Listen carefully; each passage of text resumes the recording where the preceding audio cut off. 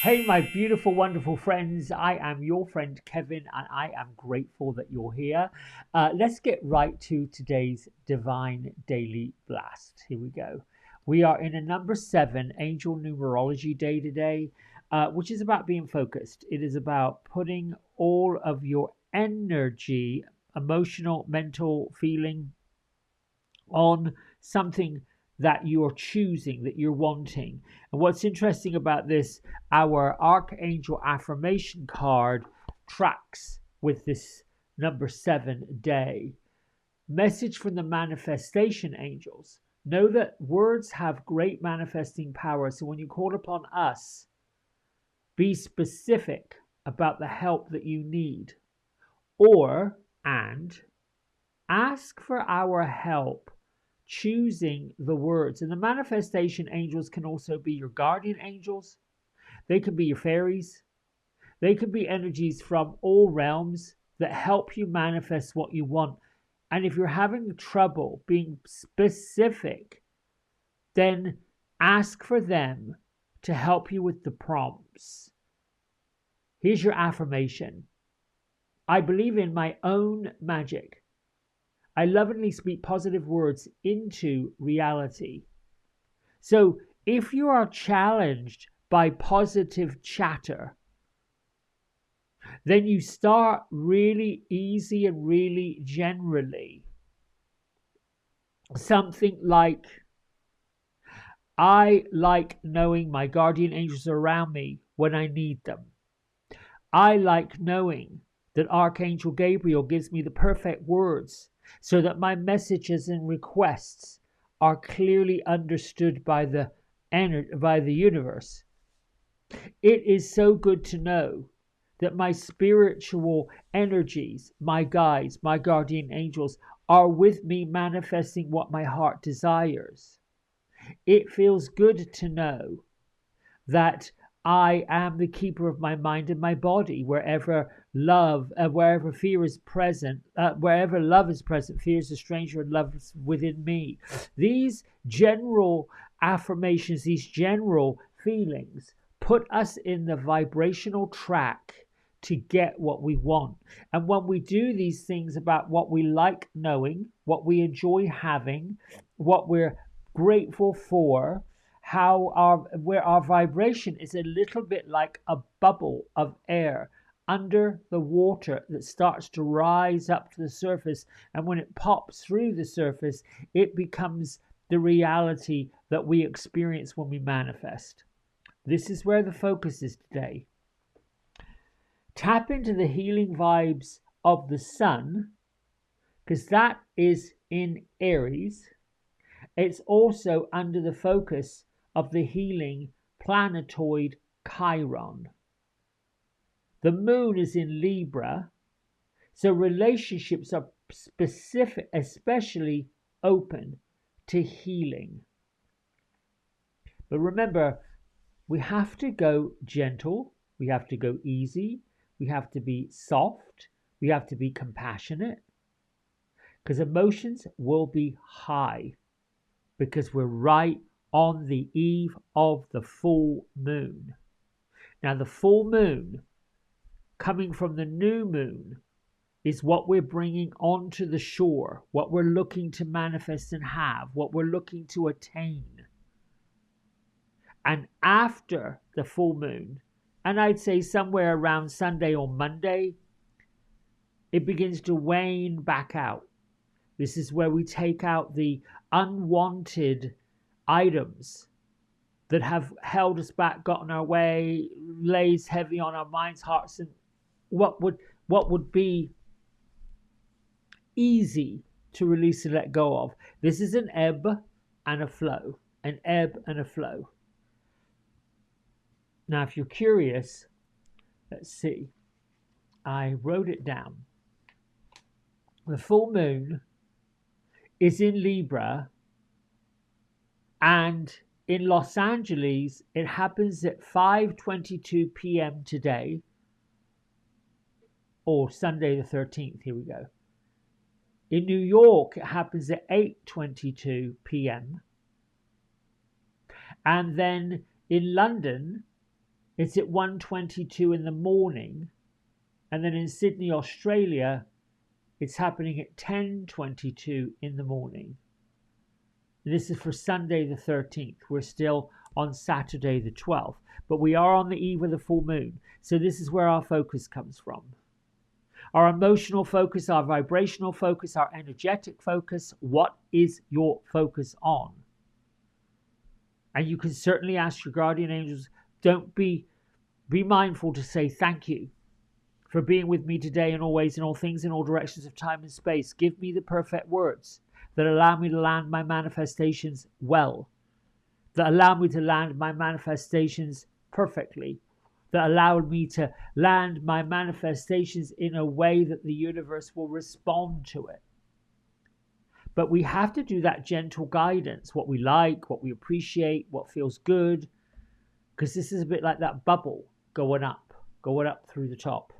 All right, my isms today. I am worthy of divine opulence. If this first sentence about being worthy of it bothers you, then write down why it bothers you. I am deserving of divine benevolence.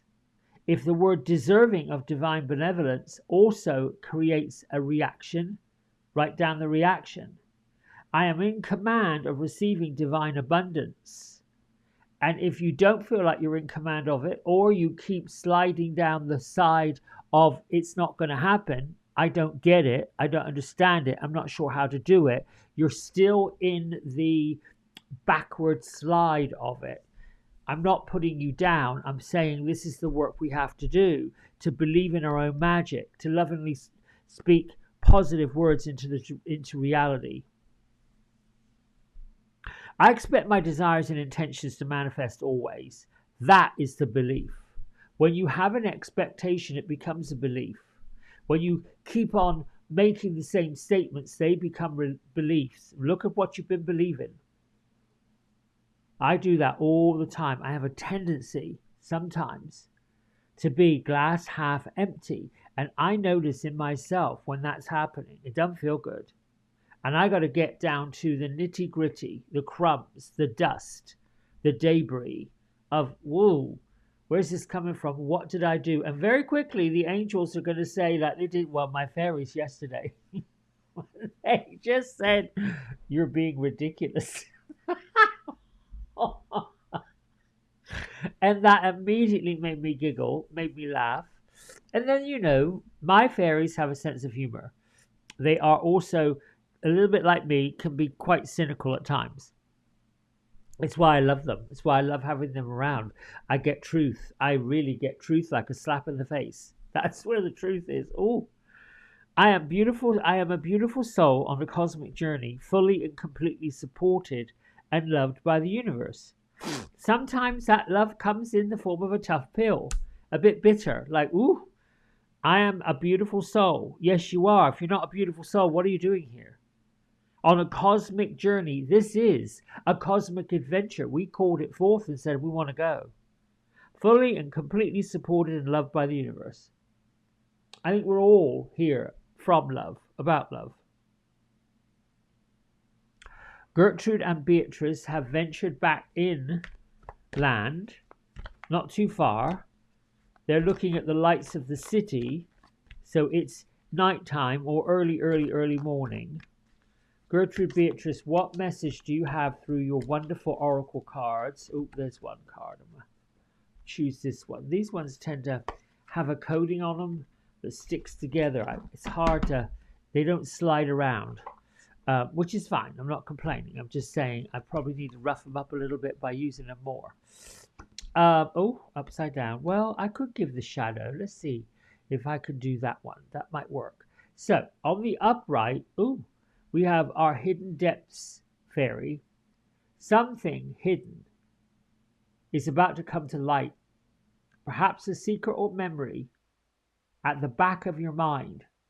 When we expose what's hidden, we can become free.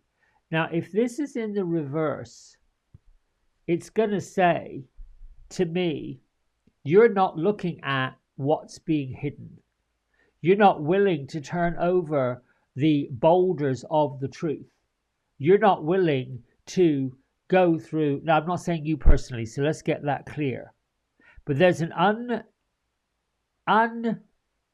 unforeseen truth barrier, piece that's not being given its due focus when we have this reverse card. So it's asking us to dig even deeper. Go below the surface, get into your meditation, and do it in the light of the divine. This fairy is in the water, and you see she's looking down as if she's got her hands at prayer, looking at some fresh flowers. The waterfall behind her is allowing her to cleanse, but she's up to her knees in the water. She's got into the emotional depths. And once again, something hidden is about to come to light, perhaps a secret or a memory at the back of your mind. When we expose what's hidden, we become free. So if this was reversed, perhaps you're feeling trapped. Perhaps you're feeling that there is no hope. Perhaps you're feeling there is no way out. Perhaps you're feeling that I don't know how I'm going to get through this. Well, here you go. The truth is going to be revealed. You're going to find out pretty soon. And here's my other little nugget for all of you, because I love you. I love you, I love you, I love you so much. All of you. We're raising our vibration up, but we're also raising the consciousness of the universe at the same time. And that can be somewhat daunting. When we look out at the world view, and we have somewhat the majority of the world view, seeing things in a way that we've not seen them before, we've not experienced them before. I know. My fairies, Gertrude and Beatrice, are like, while there's all that crazy distraction going on, stop being ridiculous and get to the truth.